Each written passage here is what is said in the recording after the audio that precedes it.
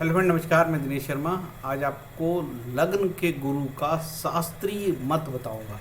किसी जातक के कुंडली में लग्न का गुरु हो तो कैसे फल देगा। और मेष से लेके मीन लग्न तक तो हमने दूसरे पार्ट में बताया है, पार्ट 1 में बताया है। और ये पार्ट 2 में केवल हम लग्न का गुरु हम बता रहे हैं कि मेष लग्न में क्या फल देगा फल। लेकिन ये पूरी हमारी श्रृंखला चलने वाली है मेष से लेके मीन तक। ठीक है, आज तो ये पहला भाव है, इसके बाद हमारा दूसरा भाव चलेगा, तीसरा भाव चलेगा। ठीक है, तो काफ़ी जोरदार ये श्रृंखला है गुरु लग्न भाव में। आप लोगों को काफ़ी मज़ा आएगा। ये कॉन्टैक्ट नंबर भी यहाँ डिस्प्ले हो रहा है। दुकानदारी का ध्यान पहले रखना पड़ता है। पेट बड़ा बेकार चीज़ होती है, पेट की पूजा। पेट के लिए आदमी क्या नहीं करता यार। ये सब मैं पेट के लिए कर रहा हूँ, तो मुझे क्यों वीडियो बनाऊँ। मैं सो जाऊँ यार, मेरे को नींद बहुत आती है। ये भैया गुरु के कारकत्व है जो पहले वीडियो में बता चुका हूँ, यहाँ बार बार रिपीट करने की बात। गुरु ज्ञान है, ज्ञानम गुरु। वाह भाई, गुरु ज्ञान है। ये इतने लगभग इतने हमारे जानकार है, जो एक्सपर्टीज़ हैं, वैद्यनाथ महाराज, जीवनाथ, फल दीपिका, प्रभु, ये सब बड़े बड़े ज्ञानी लोग हैं। इन्हीं का मत सुनाया जाएगा। देखिए, लग्न का गुरु होगा तो गुरु लग्न से दृष्टि देगा। 3 दृष्टि होती है गुरु की। पहले तो ये 5 भाव, संतान भाव को, बुद्धि भाव को बलशाली बनाएगा, है ना। जुआ सट्टा लॉटरी सब में आशीर्वाद देगा। फिर ये पत्नी भाव का आशीर्वाद देगा, पार्टनर, व्यापारिक पार्टनर। ठीक है, फिर ये धर्म भाव, ज्ञान, पिता, सब जगह दृष्टि देगा। तो पिता से भी आशीर्वाद मिलेगा, पत्नी भी बढ़िया मिलेगी, जोरदार चकाचक, है ना। और ये बुद्धि भी चकाचक। बस ये गुरु अच्छा होना चाहिए।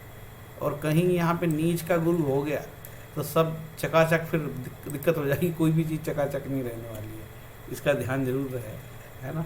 अब आगे चलते हैं कि सही मायने में ये गुरु देगा कैसे फल। ठीक है, इसके लिए हम यहाँ पे गुरु महाराज को चमत्कार चिंतामणि में बोला है कि जिस मनुष्य के जन्म लगन में बृहस्पति हो गुणों से मान्य होता है। इस संसार में प्रायः सभी मनुष्यों की आंतरिक इच्छा और अभिलाषा यही रहती है कि वो संसार में बड़ा बन जाए। इसके लिए दुनिया भर के काम करता है। तो भैया बड़ा गुणी होगा वो, है ना।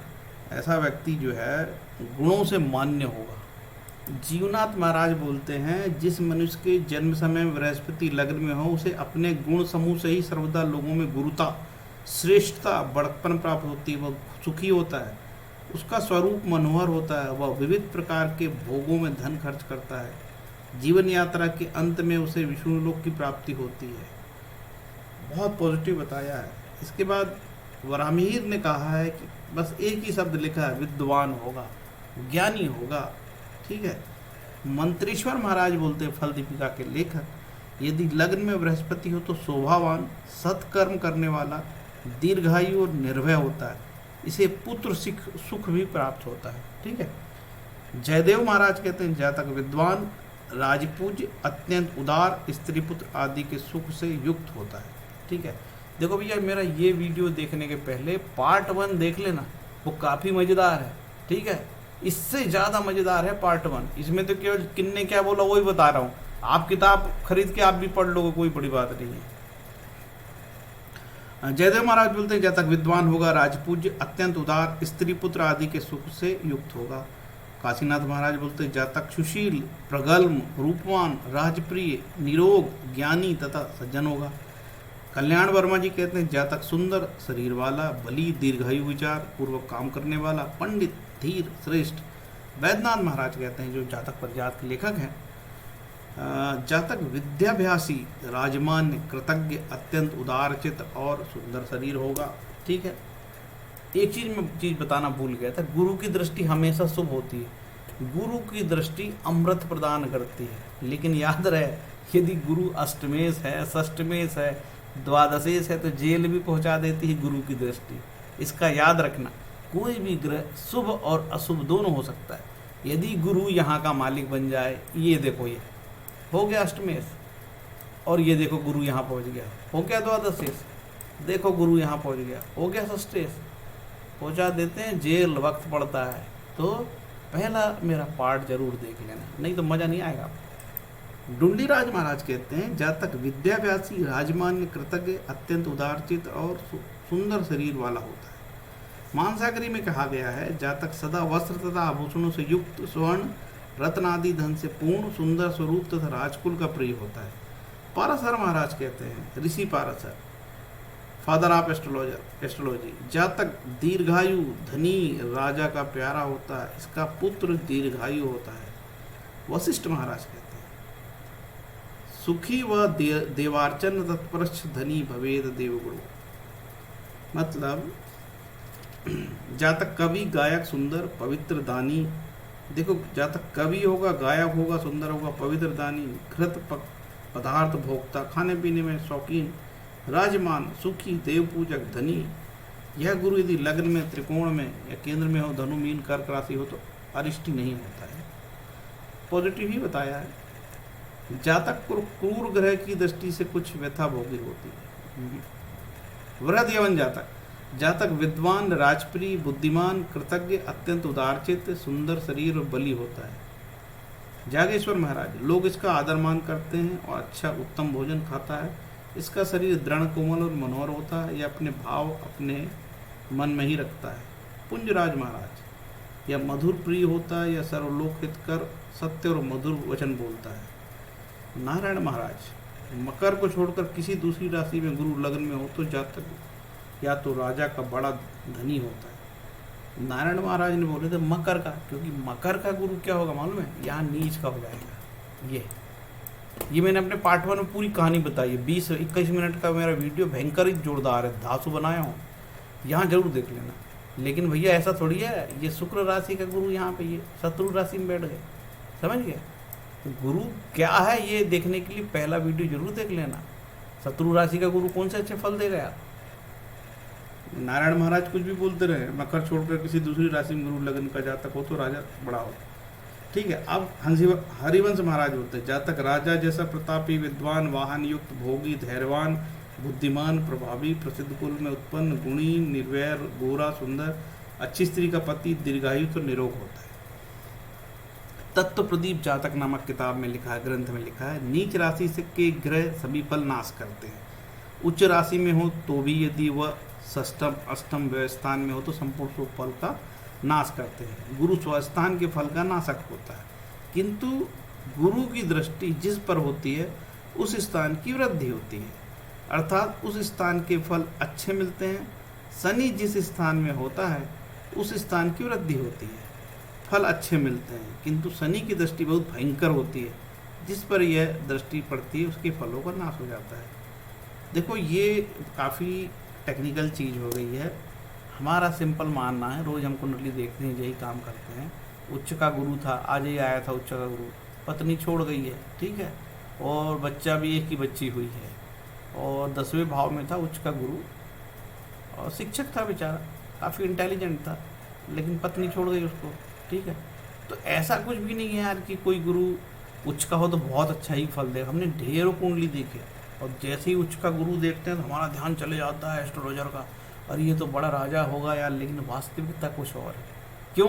गुरु वक्री है, किसी से दृष्ट है, और तो और D9 कुंडली में जाके नीच का हो गया है, ठीक है। यहाँ तुम्हारा उच्च का दिख रहा है, उस विषय में भी मैं वीडियो बनाने वाला हूँ, कितनी डिग्रियों में D9 का नीच का हो जाता है, ठीक है। तो ये जो मैंने यहाँ पे फलित पढ़ा था, मुझे ये अच्छा नहीं लग रहा है, क्योंकि मैंने जो देखा है ना कुंडली का प्रैक्टिकल, वो मैंने बहुत अच्छा नहीं देखा है। रेयर मामले में गुरु उच्च का बहुत अच्छे फल देता है, हमेशा गुरु अच्छे फल देगा ऐसे नहीं।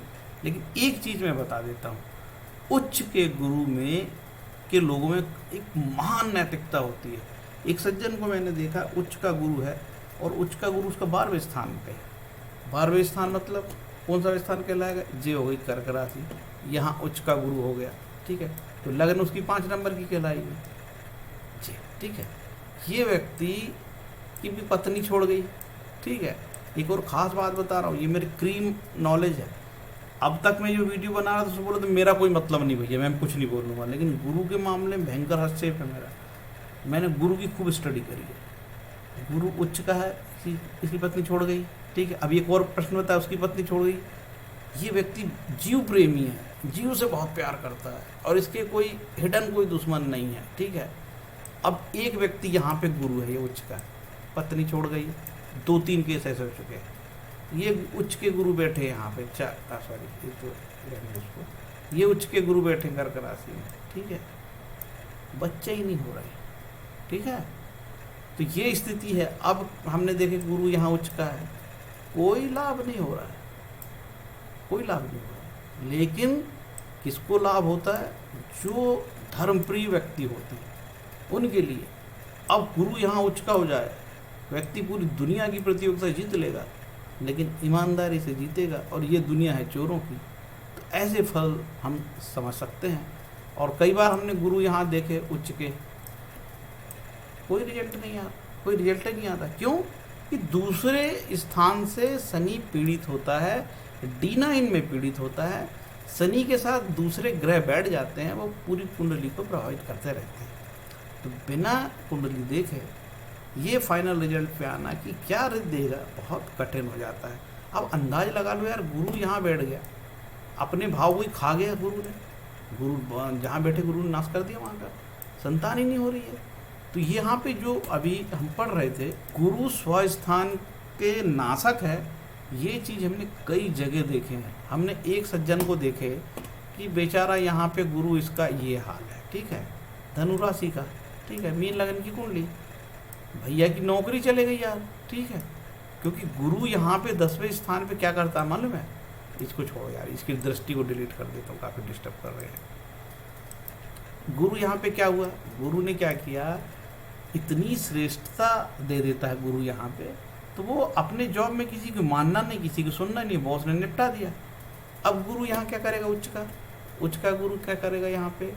ये उच्च का गुरु यार यहाँ पे इतनी पॉजिटिव एनर्जी डाल देगा ये गुरु कि पत्नी से उसकी बनेगी नहीं, पत्नी से अलगा हो जाएगा। उच्च का गुरु दो पत्नी छोड़ गए, पत्नी से नहीं बने, कि भैया यहाँ पे ये काम वासना का है, प्रेम का संबंध है, ठीक है। तो यहाँ ऐसे प्लान जनरली ये स्थान खाली होना चाहिए, लेकिन संभव नहीं है। यहाँ ऐसा गुरु प्लानट बैठ जाए तो शादी को टिकने ही ना दे, ठीक है। ये अनुभव की बात है, और अनुभव बड़े मुश्किल से आता है, आँख फोड़नी पड़ती है, मेहनत करनी पड़ती है, तब अनुभव आता है।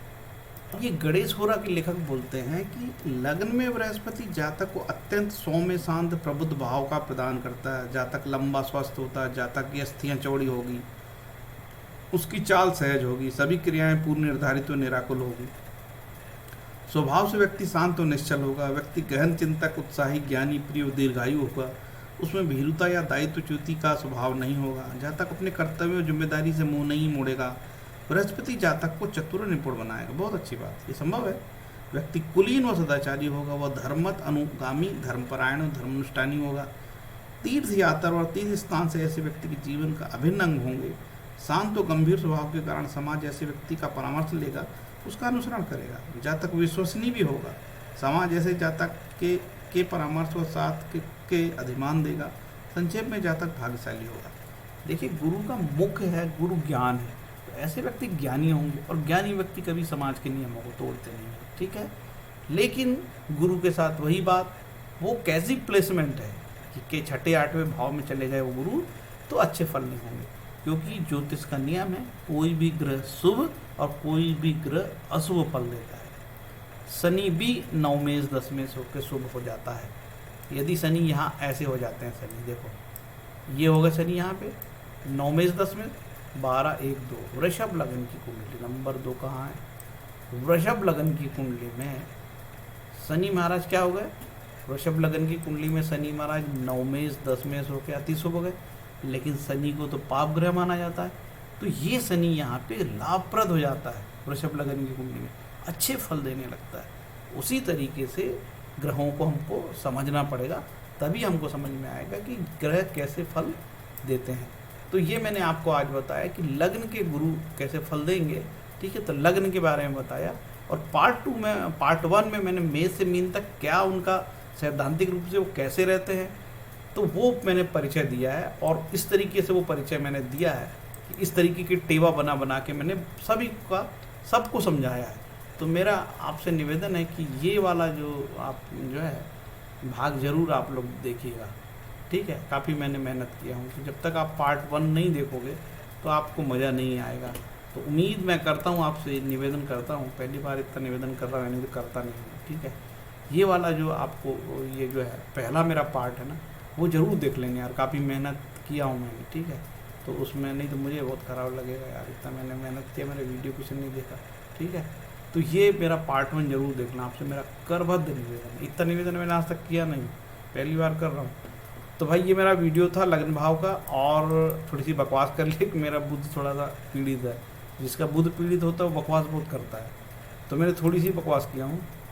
देखो ये मेरा चैनल वीडियो अच्छा लगे तो लाइक कमेंट शेयर करो। अच्छा इसमें कोई पैसे नहीं लगते, ये निःशुल्क वाला काम है यार।